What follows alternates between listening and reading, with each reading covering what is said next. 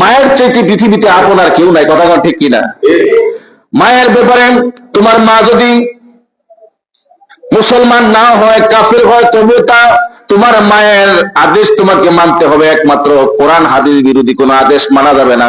আর প্রত্যেক ক্ষেত্রে মায়ের আদেশ মানতে হবে। আবু হুরায়রা, তোমার মায়ের জন্য আমি কি করতে পারি? হযরত আবু হুরায়রা বলেন, ইয়া রাসূলুল্লাহ, ইয়া হাবিবাল্লাহ, আমি মায়ের বিচার আপনার কাছে দেই না।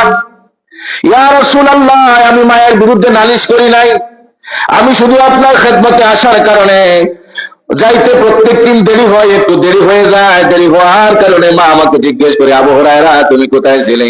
আমি বলি, মা, যে কদমের কাছে গেলে দুনিয়া আখিরাত ধন্য, ওই জায়গার মধ্যে আমি গিয়েছিলাম। জোরে বলেন সুবহানাল্লাহ। যেই কদমের কাছে গেলে, যার কাছে গেলে দুনিয়া আখিরাত ধন্য হয়ে যায়, ইহকাল পরকাল ধন্য হয়ে যায়, মা ওই দরবার থেকে আমাকে আসতে দেরি হয়েছে। হযরতে আবু হুরায়রা এই কথা বলার সাথে সাথে মা অনেক প্রহার করেন, ইয়া রাসূলুল্লাহ। নবীজি বলেন, আবু হুরায়রা, আমি কি করতে পারি তোমার মায়ের জন্য? হযরত আবু হুরায়রা বলেন, ইয়া রাসূলুল্লাহ, আমি বিচার চাই না, আমি চাই শুধু আপনি একটু দোয়া করেন আমার মায়ের জন্য, আমার মাকে যেন আল্লাহ তাআলা হেদায়েত নসিব করে দেয়। সুবহানাল্লাহ। কিচ্ছু চাই না আপনার কাছে, বিচার না, নালিশ না, আপনার দরবারে শুধু আমি এইটুকু চাই, একটু দোয়া করেন, দোয়ায় যেন আল্লাহ তাআলা আমার মাকে হেদায়েত নসিব করে দেন। জোরে বলেন সুবহানাল্লাহ। হযরত আবু হুরায়রা নবীজিকে কথা বললেন। নবীজি বললেন, দোয়া করা যায়, কারণ দোয়ার ব্যাপারে আল্লাহ তাআলা সবার জন্য বলেছেন, তুমি দোয়া করো, জাতির জন্য, দেশের জন্য, মায়ের জন্য, সমস্ত জাতির জন্য তুমি দোয়া করতে পারবে। নবীজি দোয়া করলেন, আল্লাহুম্মা ইহদি আম্মি ওয়া আবু হুরায়রা, আল্লাহ আপনি আবু হুরায়রার মাকে হেদায়েত নসিব করুন। সুবহানাল্লাহ। আল্লাহ নবী বললেন, আল্লাহুম্মা ইহদি উম্মি আবি হুরায়রা, আয় আল্লাহ আপনি আবু হুরায়রার মাকে হেদায়েত নসিব করুন। দোয়া করতেছেন। আবু হুরায়রা নবীজির একজন দলিল কদর সাহাবী ছিলেন, একজন ভালো সাহাবী ছিলেন, ভদ্র সাহাবী ছিলেন। তিনি কোনদিন উশৃঙ্খলা পছন্দ করেন নাই, কিন্তু নবী এক দিক দিয়ে দোয়া করতেছেন, আর এক দিক দিয়ে আবু হুরায়রা বাড়ির দিকে দৌড়াইতেছে। জোরে কোন আল্লাহু আকবার। নবীজি এক দিক দিয়ে হাত তুলে দোয়া করতেছেন আল্লাহর কাছে, আল্লাহুম্মা ইহদি উম্মি আবি হুরায়রা, আল্লাহ আপনি আবু হুরায়রার মাকে হেদায়েত নসিব করেন। আবু হুরায়রা সমানে দৌড়াইতেছে। জোরে বলেন আল্লাহু আকবার। সাহাবীরা দেখলেন আবু হুরায়রা দৌড়ায়, ব্যাপার কি? আবু হুরায়রা দৌড়ায় কেন? আবু হুরায়রা তো কোনদিন দৌড়াদৌড়ি, একজন ভালো সাহাবী। নবী, আপনি একজন ভদ্র মানুষ, আপনি কোনদিন দৌড়াদৌড়ি, লাফালাফি, ছুটাছুটি পছন্দ করেন না, কিন্তু আপনি দৌড়াইতেছেন, কারণ কি? হযরতে আবু হুরায়রা বলেন, নবীর সাহাবী, আমার জামা ছাড়ো, আমাকে দৌড়াইতে দাও। আমি দৌড়ায়া বাড়ি যায় দেখি আমার মায়ের কাছে আমি আগে দৌড়ে পৌঁছাইতে পারি না, আমার নবীর দোয়া আগে পৌঁছে যায়। সুবহানাল্লাহ। জোরে বলেন সুবহানাল্লাহ। আমি দৌড়ায়া আগে বাড়ি পৌঁছায় দেখি আমার আগে নবীজির দোয়া আগে পৌঁছে না, আমি আগে পৌঁছে। জোরে বলেন আল্লাহু আকবার। হযরত আবু হুরায়রা হাদিসটা এইভাবে বর্ণনা করেছেন। তিনি বলেছেন, আমি দৌড়ায়া যখন মায়ের দরজার মধ্যে যখন কোলাঘাত করলাম, প্রত্যেক দিন মায়ের গলা থেকে যে আওয়াজ আসে, আজকে সেই আওয়াজ আসে নাই। আজকে আওয়াজের মধ্যে তাওহীদের গন্ধ এসে গেছে। জোরে বলেন সুবহানাল্লাহ। প্রত্যেক দিন আসার পরে মার দরজার মধ্যে আঘাত করলে মা কর্কশ ভাষায় কথা বলেন, কিন্তু ওই দিন আমি যখন নবীজির কাছে দোয়া চেয়ে যখন দৌড়াইতে শুরু করলাম, দৌড়াইতে দৌড়াইতে যায় যখন আমার মায়ের দরজার মধ্যে যখন আঘাত করলাম, অন্য দিনের ভাষা মায়ের জবান থেকে আসে নাই, ওই দিনের ভাষা ব্যতিক্রম ভাষা ছিল। মা ডাক দিয়ে বলেন, আবু হুরায়রা তুমি এসেছো, তোমার জন্য আমি অপেক্ষা করতেছি। জোরে বলেন সুবহানাল্লাহ। আবু হুরায়রা, আমি এতদিন তোমাকে নবীজির দরবার থেকে আসতে দেরি হওয়ার কারণে তোমাকে আমি মারপিট করেছি, আজকে কেন যেন আমার মনটা নরম হয়ে গেছে। আবু হুরায়রা, তুমি তো কোনো খারাপ কাজে যাও না, তুমি তো কোনো অন্যায় কাজে যাও না, নাফরমানির কাজে যাও না, গুনাহের কাজে যাও না, অপরাধের কাছে যাও না, তবু আমি তোমাকে প্রত্যেক দিন কেন আঘাত করি? তুমি তো এমন একজন মানুষের কাছে যাও যার তুলনা আকাশ জমিনে হইতে পারে না। সুবহানাল্লাহ। যার তুলনা আকাশ জমিনের মধ্যে হইতে পারে না, সেই নবী রাহমাতুল লিল আলামিন যার কাছে তুমি যাও, তার কাছে যাওয়ার কারণে আমি প্রত্যেকদিন তোমারে মারি, তোমারে আঘাত করি, তোমারে পিটাই। আমার মন আজকে সাক্ষী দিতেছে আমি তোমাকে আর আঘাত করব না। আমি এই মাত্র গোসল করে আমি ওই নবীর দরবারে কালেমা পড়ে মুসলমান হতে চাই। সুবহানাল্লাহ। দোয়ার বরকত আছে না নাই? হযরত আবু হুরায়রা বলে, মুসলমান শোনো, আমার নবীর সাহাবীরা তোমরা শোনো, আমি দৌড়ায়া বাড়ি আগে যাইতে পারি নাই। আমি যাওয়ার আগে আমার নবীর দোয়া আমার বাড়ি পৌঁছে গেছে। যদি বলেন আল্লাহু আকবার। আমার আগে আমার নবীর দোয়া পৌঁছে গেছে। আমি যা দেখি নবীর দোয়ায় আমার মা হেদায়েত নসিব হয়ে গেছে। আমার মা মুসলমান হওয়ার জন্য গোসল করে তৈরি হয়েছে নবীজির দরবারে নিয়ে আমার মাকে মুসলমান বানানোর জন্য। সুবহানাল্লাহ। হযরত আবু হুরায়রার মা মুসলমান হয়ে গেলেন। যদি বলেন আল্লাহু আকবার। তাহলে দোয়ার বরকত আছে না নাই? দোয়া বড় একটা বরকতপূর্ণ জিনিস। এজন্য দোয়া ও মুখল ইবাদা। দোয়া হচ্ছে ইবাদতের মগজ। দোয়া আপনার ভাগ্য পরিবর্তন করতে পারে, আপনার রিজিক পরিবর্তন করতে পারে। রিজিকের ভান্ডার খুলে দিবেন তিনি কে?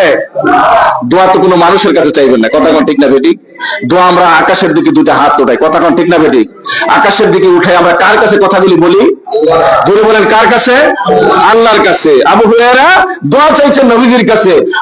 নবীজি দোয়া করছেন দুইটা হাত তুলে আল্লাহর কাছে, আল্লাহ আপনি আবু হুরায়রার মাকে হেদায়েত দিন। নবীজির বলতে দেরি হয়েছে, আবু হুরায়রার মা আল্লাহ তাআলা হেদায়েত করে দিয়েছেন। জোরে বলেন আল্লাহু আকবার। এই দোয়ার পাওয়ার এখন আছে না নাই? কথা বলা আছে না নাই? এখন আছে। আপনি সত্যিকার বিশ্বাস নিয়ে যদি দোয়া করতে পারেন, যেই দোয়াই করবেন সেই দোয়াই কবুল যিনি করবেন তিনি কে? আল্লাহ সুবহানাহু ওয়া তাআলা আপনার দোয়া কবুল করে নেবেন। এজন্য পবিত্র রজব মাস, আল্লাহুম্মা বারিক লানা ফি রাজাব ওয়া শাবান ওয়া বাল্লিগনা রমাদান, এটা একটা দোয়া। কথা কোন ঠিক না বেঠিক? এটা একটা দোয়া নবীজি শিখাইছেন যে দোয়া করো রজব এবং শাবান মাসে যত বরকত রয়েছে, যত রহমত রয়েছে আল্লাহ যেন দান করেন, রমজান পর্যন্ত আমাদের হায়াতের মধ্যে যেন বরকত দেন। সকলে বলুন আমিন। এই দোয়া করা দরকার আছে না নাই? বন্ধুরা, এই দোয়া করলে আপনাকে আল্লাহ তাআলা রমজান পর্যন্ত পৌঁছায় দেবেন। রমজান কিন্তু সাধারণ মাস নয়। কোন মুমিন বান্দা, কোন মুসলমান বান্দা বান্দি যদি রমজান শরীফে মারা যায়, আল্লাহ তাআলা তাকে বিনা হিসাবে জান্নাত দিয়ে দিবে। বিনা হিসাবে জান্নাত, বিনা হিসাব। আল্লাহ যদি হিসাব নেন, পৃথিবীর কোন মানুষ আছে হিসাব দিয়ে জান্নাতে যাওয়ার? যেতে পারবে না। আল্লাহ যদি হিসাব নেন, আল্লাহকে হিসাব দিয়ে পৃথিবীর কেউ জান্নাতে যেতে পারবে না। আল্লাহ দয়া যদি করেন তখনই মানুষ জান্নাতে যাওয়ার মতো সুব্যবস্থা হবে। কথা কোন ঠিক না?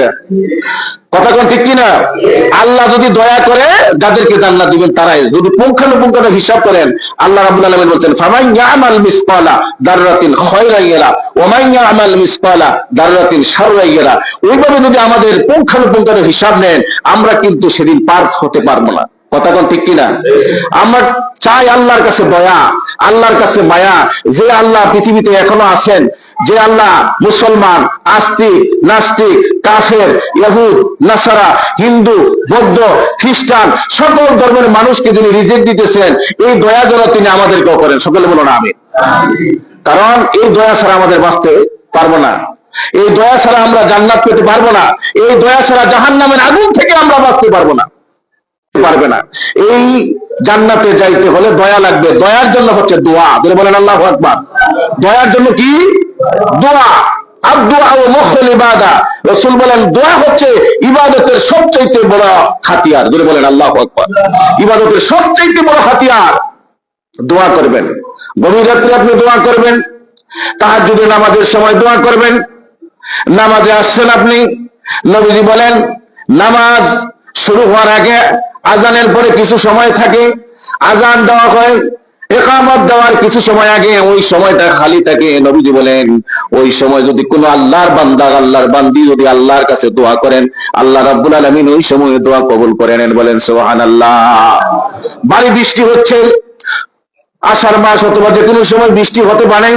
বৃষ্টি পড়তেছে, প্রচন্ড বৃষ্টি। এই বৃষ্টি দেওয়ার মালিককে? পৃথিবীর কোন মানুষ আছে, কোন ইঞ্জিনিয়ার, কোন গবেষক আছে এক ফোঁটা বৃষ্টি বানানোর জন্য? পারবে? নবীজি বলেন বৃষ্টি যখন আকাশ থেকে ঝরঝর করে পড়ে, প্রচন্ড পানি পড়তেছে, ওই সময়ে দোয়া করলে যিনি কবুল করে নেবেন তিনি কে? বৃষ্টি যে সময় পড়ে ওই সময় দোয়া করবেন। নামাজ শুরু হওয়ার আগে আপনি আজান হয়েছে, নামাজ হবে, অপেক্ষা করতেছেন, ওই সময় দোয়া করবেন। যিনি কবুল করবেন তিনি কে? তাহাজ্জুদের নামাজে, যায় নামাজে যিনি দোয়া করবেন আল্লাহর কাছে এবং এই দোয়া কবুল করে নেবেন তিনি কে? আল্লাহ সুবহানাহু ওয়া তাআলা।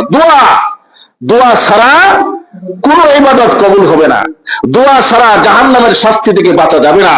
দোয়া থেকে আল্লাহর সন্তুষ্টি পাওয়া যাবে না দোয়া ছাড়া। এই জন্য দোয়া করবেন। বিশেষ করে এই মাসের দোয়াটা হচ্ছে আল্লাহুম্মা বারিক লানা ফি রাজাব ওয়া শাবান ওয়া বাল্লিগনা রমাদান। নবীজি বলেন যে তোমরা এই 2 মাসের বরকত চাও, আল্লাহর কাছে রহমত চাও, দয়া চাও এবং রমজান পর্যন্ত হায়াত চাও, আল্লাহ তাআলা তোমাকে অবশ্যই দান করবেন। জোরে বলুন আমিন।